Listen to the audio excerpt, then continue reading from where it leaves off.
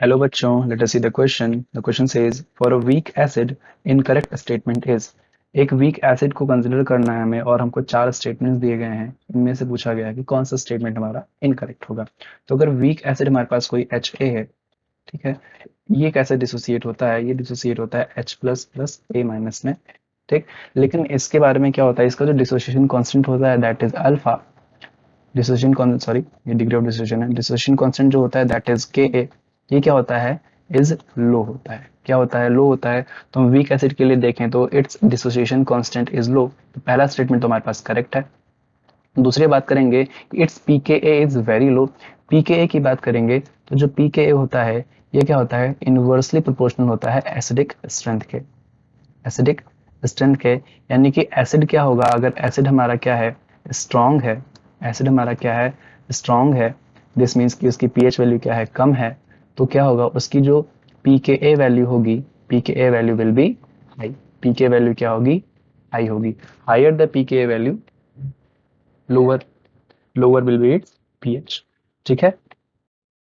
तो higher the pKa value, lower will be its pH and stronger will be the acid. तो यहाँ पे हम क्या बोलेंगे, अब अगर हमारा वीक एसिड है तो वीक एसिड को क्या होगा, फिर वीक एसिड की pKa वैल्यू क्या होगी, हाई होगी। वीक एसिड की pKa वैल्यू क्या होगी, pKa विल बी हाई और वीक एसिड्स। तो वीक एसिड्स के लिए pKa वैल्यू क्या होगी, हाई होगी। और स्टेटमेंट बी में क्या लिखा है, स्टेटमेंट बी में लिखा है कि pKa वैल्यू काफी कम होगी। pKa वैल्यू काफी कम नहीं होगी, तो ये स्टेटमेंट हमारा क्या हो जाएगा, इनकरेक्ट हो जाएगा। ऑप्शन सी की बात करेंगे कि वीक एसिड्स क्या होते हैं, पार्शियली डिसोसिएटेड होते हैं। ये बिल्कुल ही सही है कि यहाँ पे 100% आयनेशन को देखने को नहीं मिलता है। एंड ऑप्शन डी की बात करें, solution of its sodium salt is alkaline in water. अगर कोई भी वीक एसिड हमारे पास है, जैसे कि CH3COOH हमने ले लिया, ठीक है, और इसका सॉल्यूशन हम इसका अगर हम क्या करते हैं, इसका सोडियम सॉल्ट लेते हैं। तो किसी भी वीक एसिड का अगर हम सोडियम सॉल्ट लेंगे तो यहाँ पे क्या बन जाएगा, जैसे हमने एसिटिक एसिड का लिया दैट इज सोडियम एसिटेट। तो बोला गया है कि उसका जो सोडियम सॉल्ट का सोल्यूशन होगा वो अल्कलाइन होगा वाटर में। ये भी स्टेटमेंट ट्रू लिखा है। कैसे, कि जब ये डिसोसिएट होगा तो यहाँ पे क्या होगा, अगर हम देखें कि ये किन किन एसिड्स और बेसिस से बना है, तो ये बना हुआ है CH3COOH और प्लस NaOH से बना हुआ है। CH3COOH अगेन हमारा वीक एसिड है और जो NaOH ये क्या है, स्ट्रॉन्ग बेस है।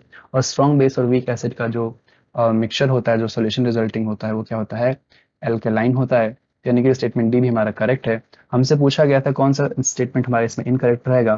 तो जो इनकरेक्ट स्टेटमेंट हमारे इसमें दिया गया है वो होगा option B. Option B will be the incorrect statement. यही क्वेश्चन में पूछा गया था। I hope you understood the solution. Best of luck.